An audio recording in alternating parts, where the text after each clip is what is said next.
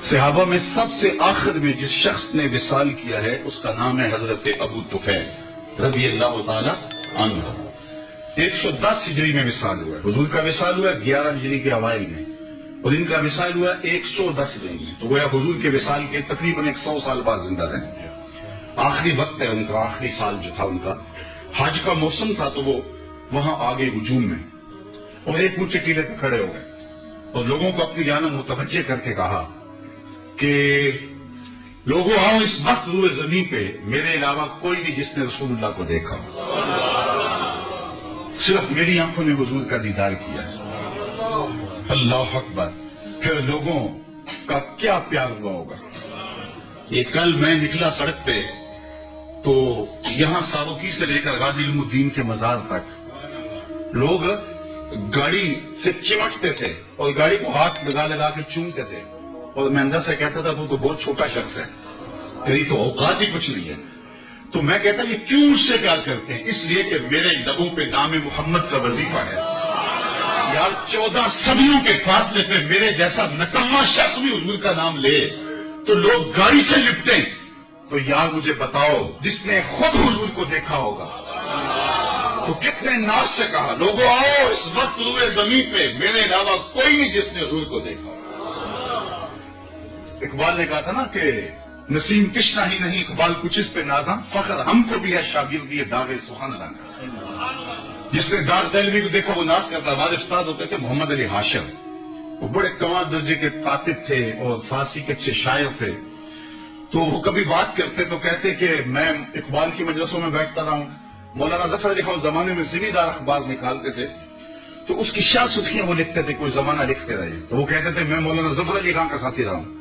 تو جو مولانا ظفر علی خان کا ساتھی رہے وہ تو ناز کرے، جس نے اقبال کی مجلس میں چند لمحوں کے لیے بیٹھنے کی سعادت پائی ہو وہ تو فخر کرے، جس نے دار دہلوی کو دیکھا ہو وہ تو ناز کرے، اور جس کی آنکھوں نے جمال محمد عربی کو دیکھا ہو وہ اپنے مقدر پہ کیوں ناز نہ کرے، وہ فخر کیوں نہ کرے۔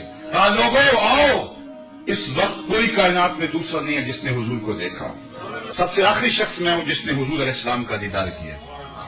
تو لوگ جمع ہو گئے، ہجوم بن گیا۔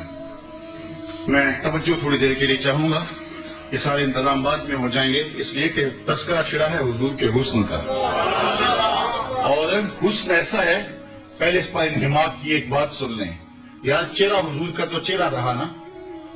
ایک صحابی ہیں حضرت میمونہ بنت کردم رضی اللہ تعالیٰ عنہ، کہتے مجھے شوق تھا میں کہ حضور کو دیکھوں، تو ایک دن میں اپنے باپ کے ساتھ حضور کو دیکھنے گئی، اور یہ حجت الوداع کا موقع تھا، حضور اونٹنے کے اوپر بیٹھے ہوئے تھے۔ میرے باپ نے حضور سے کوئی بات کی، لیکن حضور کے جلال کی چمک اتنی تھی، جمال کی، کہ میری ہمت نہ پڑی کہ میں حضور کا چہرہ دیکھ سکوں۔ تو کہتی لوگوں میں نے حضور کا چہرہ تو نہیں دیکھا، لیکن میں نے حضور کے پاؤں دیکھے ہیں۔ اور پھر فرماتی ہیں ماں نسیت و فی ماں نسیت و طول اصبعہ، کہتے ہیں حضور کے مبارک پاؤں کی جو انگلیاں ہیں ان میں جو انگوٹھے کے ساتھ والی انگلی ہے، فرماتی ہیں آج تک میں اس کی لمبائی کے حسن کو نہیں بھول سکتی۔ یار جس کے پاؤں کی انگلی کا حسن مہک کر دیتا ہے اور ساری زندگی نشائی نہیں اترتا، اس کے چہرے کے جمال کی کیفیت کیا ہوگی؟ ایک شاعر نے کہا قدموں پہ جبیں کو رہنے دو، قدموں پہ جبیں کو رہنے دو، چہرے کا تصور مشکل ہے۔ قدموں پہ جبیں کو رہنے دو، چہرے کا تصور مشکل ہے، جب چاند سے بھر کر ایڑی ہے رخسار کا عالم کیا ہوگا۔ حضرت ابو طفیل نے کہا لوگوں سنو، اس وقت روئے زمین پہ میرے علاوہ کوئی نہیں جس نے حضور کو دیکھا ہو۔ لوگ ہجوم کر کے جمع ہوئے، حج کا موسم تھا، حج کے مسائل پوچھے ہوں گے، جو لوگ حج پہ جاتے ہیں تجربہ ہے کہ ہر بندہ حج کے مسائل پوچھتا پھرتا ہے، زندگی میں پہلی بار گیا ہے، اگر ہر سال بھی جاتا ہو تو پھر بھی سال کے بعد گیا ہے۔ عید کے موقع پہ ہر سال مولوی صاحب کو عید کا طریقہ بتانا ہی پڑتا ہے، اس لیے کہ سال کے بعد آئی ہے۔ تو حج کے ایام میں یہی ہوتا ہے، ہر بندہ حج کے مسائل پوچھتا ہے۔ تو ایک صحابی مل گیا ہے، تابعین نے پوچھا ہوگا کہ حضور نے حج کیسے کیا ہو، منا میں کیسے گئے، عرفہ میں قیام کیسے کیا، حضور علیہ السلام نے عرفات میں قیام کیسے کیا، مزدلفہ میں قیام کیسے کیا، رمی جمال کیسے کیا، لیکن تاریخ کا جواب نفی میں ہے۔ کسی نے حج کا مسئلہ نہیں پوچھا، کہا صرف لنا رسول اللہ صلی اللہ علیہ وسلم، تم نے حضور کو دیکھا ہے تو بتاؤ حضور کا چہرہ کیسا تھا، حضور کی آنکھیں کیسی تھی، آنکھوں میں ماں ذات کے ڈورے کیسے تھے، زلفیں کیسی تھی، حامیم کے کنڈل کیسے تھے، صرف لنا رسول اللہ صلی اللہ علیہ وسلم. تو حضرت ابو طفیل نے 3 لفظوں میں حضور کا حلیہ بیان کیا، اور وہ آپ یاد کرنا چاہیں تو یاد ہو سکتا ہے، بس ساتھ بن جائے حضور کے.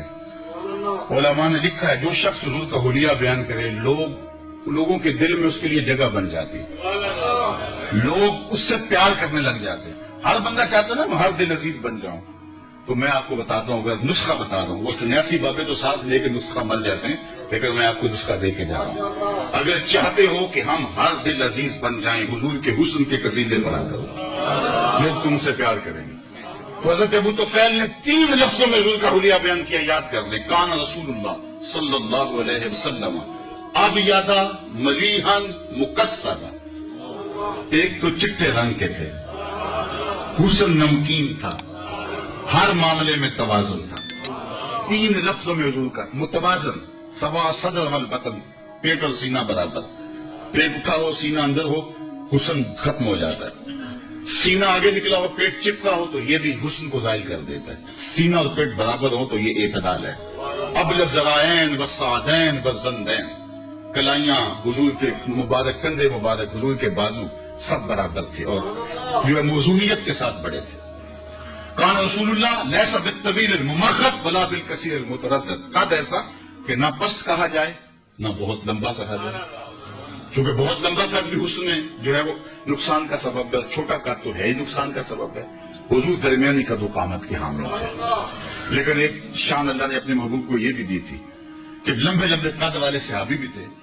حضور کا قد لمبا نہیں تھا، حضور کا قد درمیانہ تھا. لیکن اذا جامع الناس غمرهم، جب حضور آتے نا تو 10,000 کا مجمع بھی ہوتا، حضور کے کندھے سروں سے اونچے دکھائی دیتے. اللہ نے اپنے محبوب کو شان دی تھی. اور جنہوں رب نے اونچا کیا ہے کون اس کو نیچا کر سکتا ہے.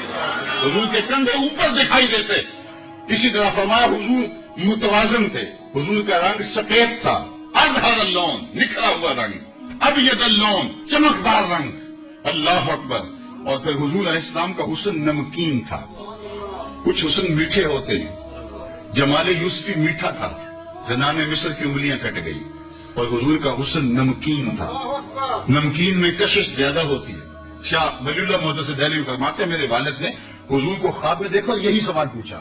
حضور حسن سبی کی نسبت حسن ملی کے اندر کشش زیادہ ہوتی ہے، اور آپ نے خود کہا ہے انا املا ہو واقعی یوسف اسبا ہو، میں نمکین حسن والا ہوں، میرا بھائی یوسف میٹھے حسن والا تھا.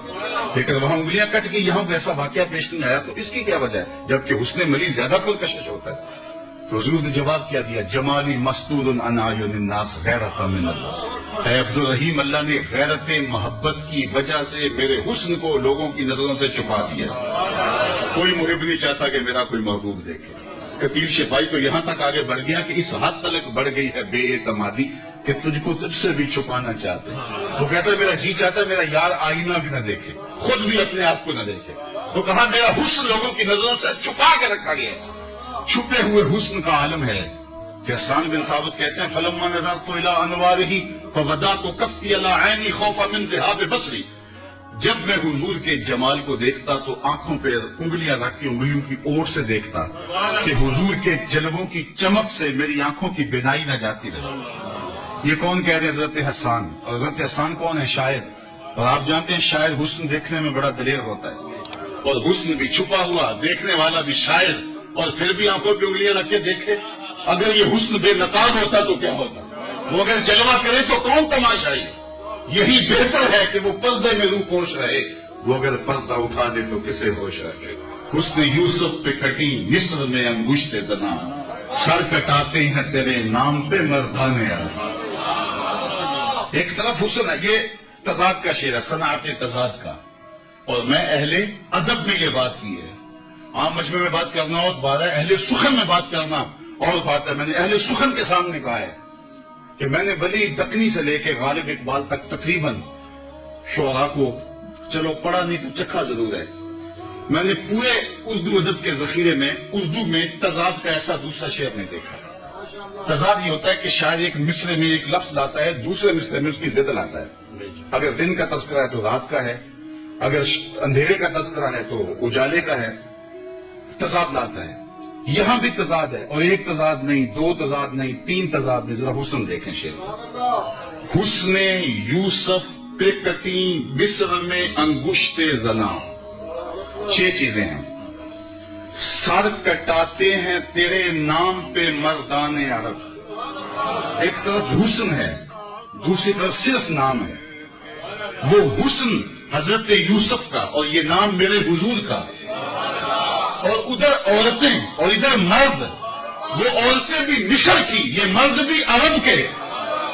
ادھر انگلیاں ادھر سر، اور پھر آگے بڑھیں. ادھر کٹی ماضی کی بات ہے، کٹاتے ہیں تسلسل جاری ہے. اور ادھر کٹی اہل علم کے لیے لازم ہے.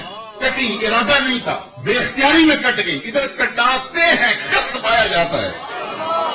سخن شاعری شہری یار اپنی جگہ، نعت کہنے کو احمد رضا چاہے. حسن یوسف پہ کٹی مصر میں انگشت زنا، سر کٹاتے ہیں تیرے نام پہ مردان عرب. وآخر دعوانا ان الحمدللہ.